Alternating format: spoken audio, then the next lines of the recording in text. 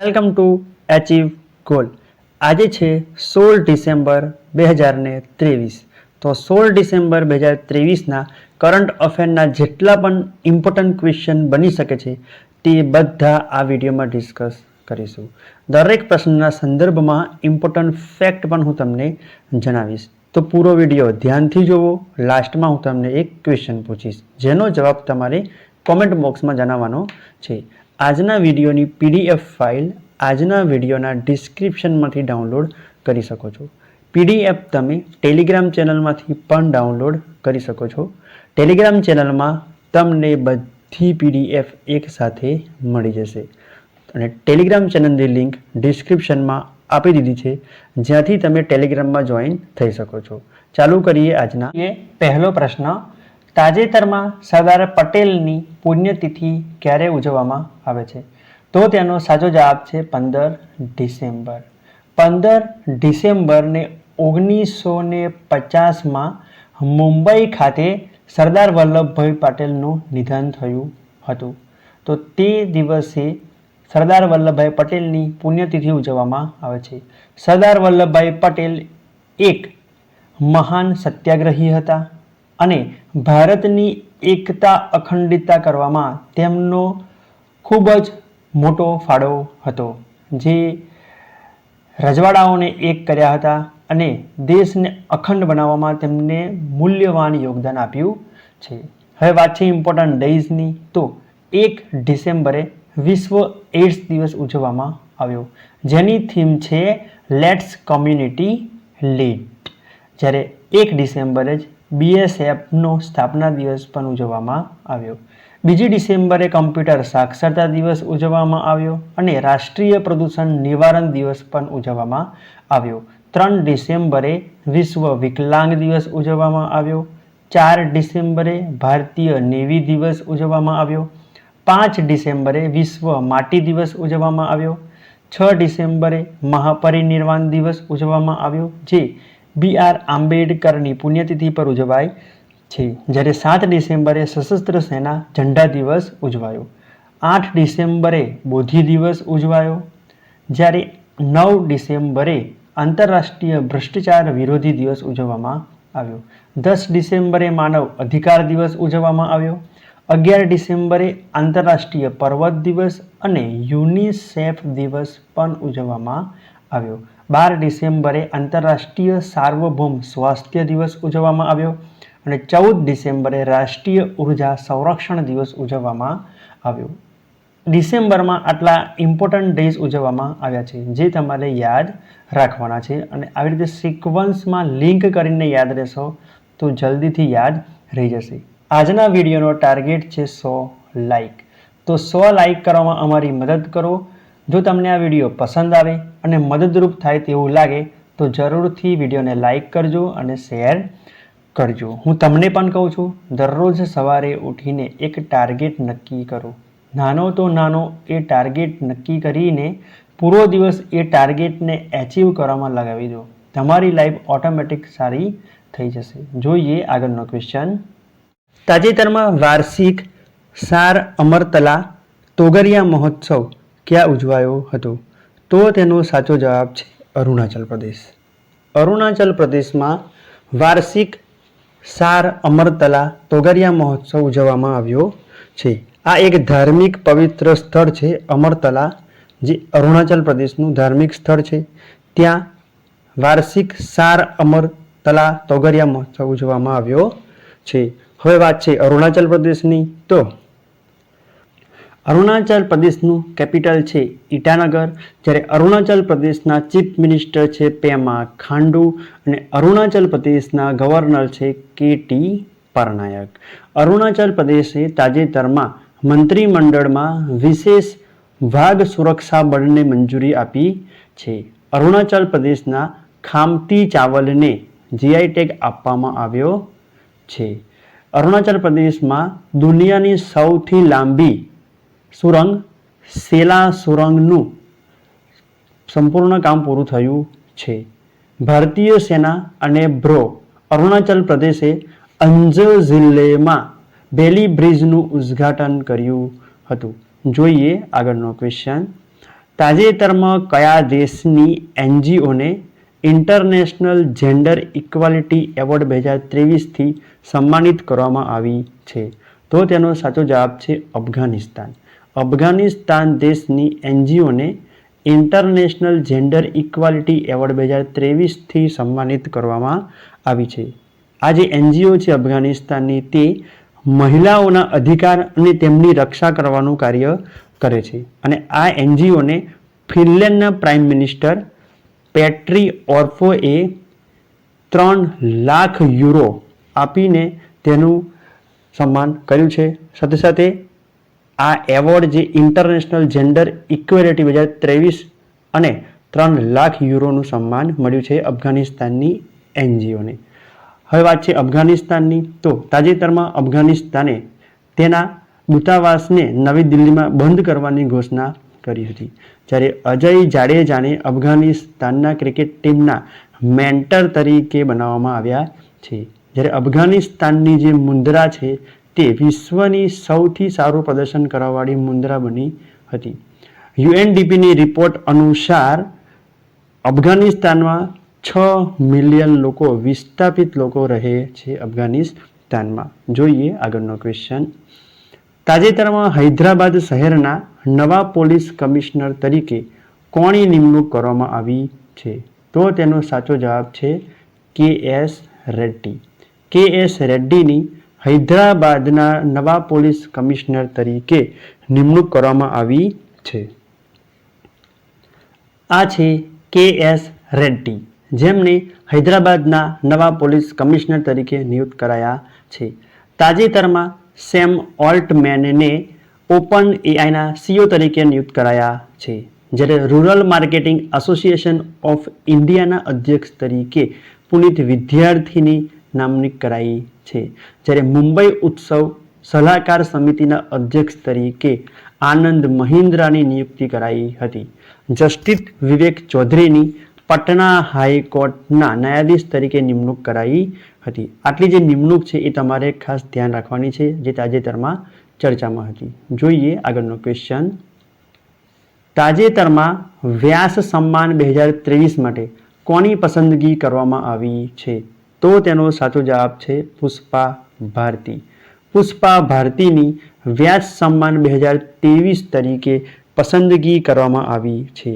જે પુષ્પા ભારતી છે તે એક લેખિકા છે અને તેમના જે સંસ્કરણ છે 2016નું યાદે ઓર યાદે, તેમના આ સંસ્કરણ માટે વ્યાસ સન્માન 2023થી તેમને સન્માનિત કરવામાં આવ્યા છે. હવે જોઈએ આગળનો ક્વેશ્ચન. તાજેતરમાં અર્થતંત્ર સુધારવા માટે IMF કયા દેશને $337 મિલિયન આપશે? તો તેનો સાચો જવાબ છે શ્રીલંકા. તાજેતરમાં શ્રીલંકા દેશની અર્થતંત્રને સુધારવા માટે IMF એટલે કે ઇન્ટરનેશનલ મોનિટરિંગ ફંડ જે $337 મિલિયન શ્રીલંકાને આપશે. હવે વાત છે શ્રીલંકાની. મેપમાં છે શ્રીલંકા. શ્રીલંકાનું કેપિટલ છે કોલંબો અને શ્રી જયવર્ધને પૂનમ કોટ્ટે. કોલંબો એ કોમર્શિયલ કેપિટલ છે, જ્યારે શ્રી જયવર્ધને કોટ્ટે એ એડમિનિસ્ટ્રેટિવ કેપિટલ છે. જ્યારે શ્રીલંકાના પ્રાઇમ મિનિસ્ટર છે દિનેશ ગુણવર્ધને અને શ્રીલંકાના જે પ્રેસિડેન્ટ છે એ રણિલ વિક્રમસિંઘે છે. આજે તાજેતરમાં બંને નિયુક્તિ કરવામાં આવી હતી, એ તમારે ધ્યાન રાખવાનું છે. ભારત અને શ્રીલંકાની વચ્ચે સંયુક્ત અભ્યાસ મિત્ર શક્તિ 2023નું આયોજન થયું હતું. ફિફાએ શ્રીલંકામાં ફૂટબોલ મહાસંઘના પ્રતિબંધ હટાવી દીધો છે.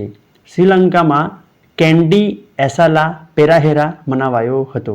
શ્રીલંકાના ઓલરાઉન્ડર વાનિંદુ હસરંગાએ ટેસ્ટ ક્રિકેટમાંથી સંન્યાસ જાહેર કર્યો છે. ભારતે શ્રીલંકાની ડિજિટલ પહેચાન પરિયોજના માટે 45 કરોડ રૂપિયાની સહાયતા કરી છે. જોઈએ આગળનો ક્વેશ્ચન. સિયાચીન ગ્લેશિયરની ઓપરેશનલ પોસ્ટ પર તૈનાત પ્રથમ મહિલા મેડિકલ ઓફિસર કોણ બન્યા છે? તો તેનો સાચો જવાબ છે ફાતિમા વસીમ. ફાતિમા વસીમ સિયાચીન ગ્લેશિયરની ઓપરેશનલ પોસ્ટ પર તૈનાત થવાવાળા પ્રથમ મહિલા ઓફિસર બન્યા છે. એ પણ કેવા? Medical officer. જ્યારે સિયાચીનમાં તૈનાત થવાવાળા પ્રથમ મહિલા ડૉક્ટર પૂછવામાં આવે તો આવશે ગીતિકા કૌલ. પણ એવું પૂછવામાં આવે કે સિયાચીન ગ્લેશિયરની ઓપરેશનલ પોસ્ટ પર તૈનાત થવાવાળા પ્રથમ મહિલા મેડિકલ ઓફિસર કોણ છે? ફાતિમા વસીમ છે. જ્યારે સિયાચીન ગ્લેશિયરમાં તૈનાત થવાવાળા પ્રથમ મહિલા છે ગીતિકા કૌલ. આ જે થોડો ડિફરન્સ છે એ તમારે યાદ રાખીને આ બે કન્ફ્યુઝન પોઈન્ટને ખાસ યાદ રાખી લેવાના છે. જ્યારે જે ઓપ્શન ડીમાં છે નરગીસ મોહમ્મદી. નરગીસ મોહમ્મદીને તાજેતરમાં શાંતિ નોબેલ પુરસ્કાર આપવામાં આવ્યો હતો અને આ શાંતિ નોબેલ પુરસ્કાર મેળવનારા નરગીસ મોહમ્મદી પ્રથમ ઈરાની મહિલા બન્યા છે. એ તમારે ખાસ યાદ રાખવાનું છે. જોઈએ આગળનો ક્વેશ્ચન. તાજેતરમાં સંયુક્ત રાષ્ટ્રએ 10 વર્ષ પછી શાંતિ મિશનને સત્તાવાર રીતે સમાપ્ત થયું છે. તો કયા દેશમાંથી સમાપ્ત કર્યું છે? માલી દેશમાંથી. સંયુક્ત રાષ્ટ્રે 10 વર્ષ પછી માલીમાંથી શાંતિ મિશનને સત્તાવાર રીતે સમાપ્ત કર્યું છે. હવે વાત છે માલીની, તો મેપમાં છે માલી. માલીનું કેપિટલ છે વમાકો. જ્યારે માલીના કરન્સી છે વેસ્ટ આફ્રિકન ફ્રેન્ક અને માલીના પ્રેસિડેન્ટ છે આસીની ગોએટા. કોણ છે? આસીની ગોએટા. જોઈએ આગળનો ક્વેશ્ચન. અજંતા ઇલોરા ફિલ્મ ફેસ્ટિવલમાં પદ્મ પાની લાઈફ ટાઈમ એચિવમેન્ટ એવોર્ડ કોને મળશે? તો તેનો સાચો જવાબ છે જાવેદ અખ્તર. જાવેદ અખ્તરને અજંતા ઇલોરા ફિલ્મ ફેસ્ટિવલમાં પદ્મ પાની લાઈફ ટાઈમ એચિવમેન્ટ એવોર્ડથી સન્માનિત કરવામાં આવશે. આ છે જાવેદ અખ્તર, જેમને અજંતા ઇલોરા ફિલ્મ ફેસ્ટિવલમાં પદ્મ પાની લાઈફ ટાઈમ એચિવમેન્ટ એવોર્ડ મળશે. જોઈએ આગળનો ક્વેશ્ચન. તાજેતરમાં કયા દેશે ઇજિપ્તના સહયોગથી ઇજિપ્તસેટ-2 ઉપગ્રહ લોન્ચ કર્યો છે? તો તેનો સાચો જવાબ છે ચીન. ચીને તાજેતરમાં ઇજિપ્તના સહયોગથી શું કર્યું છે? ઇજિપ્તસેટ-2 ઉપગ્રહ લોન્ચ કર્યો છે.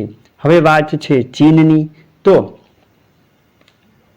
ચીન તો મેપમાં છે ચીન. ચીનનું કેપિટલ છે બીજિંગ. જ્યારે ચીનની કરન્સી છે રેનમેન બિંગ અને ચીનના જે પ્રેસિડેન્ટ છે જી જિનપિંગ છે. તાજેતરમાં ચીને પ્રથમ ચોથી પેઢીનું પરમાણુ રિએક્ટર ચાલુ કર્યું છે. જ્યારે ચીને દુનિયાનું સૌથી તેજ ઇન્ટરનેટની પણ શરૂઆત કરી છે. ફિલિપિન્સે ચીનના બેલ્ટ એન્ડ રોડ ઇનિશિયેટિવમાંથી બહાર થઈ ગયું છે. અને મેં તમને કાલે જ જણાવ્યું કે ઇટલી પણ હવે ચીનના બેલ્ટ એન્ડ રોડ ઇનિશિયેટિવમાંથી બહાર થઈ ગયું છે. ચીનના ઝાઓ ઝિંગ અફઘાનિસ્તાનમાં રાજદૂત તરીકે નિયુક્ત કરાયા છે. જોઈએ આગળનો ક્વેશ્ચન. તાજેતરમાં વડાપ્રધાન મોદીએ એઆઈ સમિટનું શુભારંભ ક્યાં કર્યું છે? તો તેનો સાચો જવાબ છે નવી દિલ્હી. નવી દિલ્હીમાં વડાપ્રધાન મોદીએ એઆઈ સમિટનું શુભારંભ કર્યું છે. તો તેનો સાચો જવાબ છે ઓપ્શન સી. જોઈએ આગળનો ક્વેશ્ચન. તાજેતરમાં આઈસીસી T20 બેટિંગ રેન્કિંગમાં કોણ ટોચ પર છે? તો તેનો સાચો જવાબ છે સૂર્યકુમાર યાદવ. સૂર્યકુમાર યાદવ તાજેતરમાં આઈસીસી T20 બેટિંગ રેન્કિંગમાં ટોચ પર રહ્યા છે. જોઈએ આગળનો ક્વેશ્ચન. ભારત અને કયા દેશે મુક્ત વ્યાપાર કરાર પર વાટાઘાટો શરૂ કરી છે? તો તેનો સાચો જવાબ છે ઓમાન. ભારત અને ઓમાન દેશે મુક્ત વ્યાપાર કરાર પર વાટાઘાટોની શરૂઆત કરી છે. હવે વાત છે ઓમાનની, તો મેપમાં છે ઓમાન. ઓમાનનું કેપિટલ છે મસ્કટ. જ્યારે ઓમાનની કરન્સી છે ઓમાની રિયાલ અને ઓમાનના પ્રેસિડેન્ટ છે હેથમ બિન તારિક. કોણ છે? હેથમ બિન તારિક. હવે જોઈએ આગળનો ક્વેશ્ચન. કોને નવેમ્બર 2023 માટે આઈસીસી મહિલા પ્લેયર ઓફ ધ મંથ બન્યા છે? તો તેનો સાચો જવાબ છે નાહિદા અખ્તર. નાહિદા અખ્તર નવેમ્બર 2023 માટે આઈસીસી મહિલા પ્લેયર ઓફ ધ મંથ બન્યા છે, જે એક બાંગ્લાદેશના મહિલા ક્રિકેટર છે. આ છે નાહિદા અખ્તર, જેમને નવેમ્બર 2023 માટે woman player of the month તરીકે સિલેક્ટ કરવામાં આવ્યા છે. જ્યારે man player of the month નવેમ્બરના ઓસ્ટ્રેલિયાના ટ્રેવિસ હેડને બનાવવામાં આવ્યા હતા. મેં તમને કાલે જ સમજાવ્યું છે એ મુજબ man player of the month તરીકે ટ્રેવિસ હેડ અને woman player of the month તરીકે નાહિદા અખ્તર, જે બાંગ્લાદેશના છે. જોઈએ આગળનો ક્વેશ્ચન. લાસ્ટ વિડીયોના ક્વેશ્ચનનો આન્સર. લાસ્ટ વિડીયોમાં મેં તમને ક્વેશ્ચન પૂછ્યો હતો, કયો દેશ એક રિમોટ સેન્સિંગ ઉપગ્રહ અવકાશમાં છોડ્યો છે? તો તેનો સાચો જવાબ છે ચીન. અને લગભગ બધા સ્ટુડન્ટે સાચો જવાબ આપ્યો છે. અને તમને પ્રશ્ન વિશે જેટલું પણ ખબર હોય એ તમે કોમેન્ટ બોક્સમાં લખો. લખવાથી તમને એ લોંગ ટાઈમ માટે યાદ રહી જશે અને બીજા છોકરાઓ પણ તમારી કોમેન્ટ જોઈને એનું નોલેજ વધારશે. તો તમે જવાબ આપ્યો એ સાચો આપ્યો છે. લગભગ બધા છોકરાઓએ સાચો જવાબ આપ્યો છે. અને રિમોટ સેન્સિંગ ઉપગ્રહ છે એ ચીને છોડ્યો છે. અને અમુક છોકરાઓએ એ જવાબ આપ્યો તો રશિયા, પણ રશિયાએ એ 2 પરમાણુ પનડુબ્બી લોન્ચ કરી છે. રિમોટ સેન્સિંગ ઉપગ્રહ છે એ ચીને લોન્ચ કર્યો છે. તો કન્ફ્યુઝ ના થશો. જોઈએ આજના વિડીયોનો ક્વેશ્ચન તમારા માટે. તાજેતરમાં ભારત અને કયા દેશ વચ્ચે સંયુક્ત લશ્કરી કવાયત વિન્ડ બેક્સ 23 યોજાઈ હતી? આના માટે 4 ઓપ્શન આપી દીધા છે. એમાંથી સાચો જવાબ તમારે કોમેન્ટ બોક્સમાં જણાવવાનો છે. અને હું તમને ફરીથી કહીશ કે પ્રશ્ન વિશે જેટલું પણ તમને નોલેજ ખબર હોય, ફેક્ટ ખબર હોય, તમે કોમેન્ટ બોક્સમાં લખો. આજના વિડીયોનો ટાર્ગેટ છે 100 લાઈક. તો 100 લાઈક કરવામાં અમારી મદદ કરો. અને આ વિડીયો તમને પસંદ આવ્યો હોય, મદદરૂપ થાય તેવું લાગ્યું હોય તો લાઈક અને તમારા મિત્રોમાં સ્ટડી રિલેટેડ જેટલા પણ વોટ્સઅપ ગ્રુપ હોય, ફેસબુક ગ્રુપ હોય, એમાં તમે શેર કરો અને અમારી મદદ કરો. હજુ સુધી આપણી ચેનલને સબસ્ક્રાઈબ નથી કરી તો ચેનલને સબસ્ક્રાઈબ કરી લો. નિશ્ચિત રૂપથી આ ચેનલથી તમને ઉપયોગી થશે અને એક્ઝામમાં 100% તમને કામ આવશે. સબસ્ક્રાઈબ કરતી વખતે બનતા બેલ આઇકનને જરૂરથી ક્લિક કરજો, જેથી દરરોજ સવારે કરંટ અફેરની વિડીયો તમને મળતી રહે. અને આ વિડીયો તમને કેવો લાગ્યો જરૂરથી કોમેન્ટ બોક્સમાં જણાવજો. Achieve goal always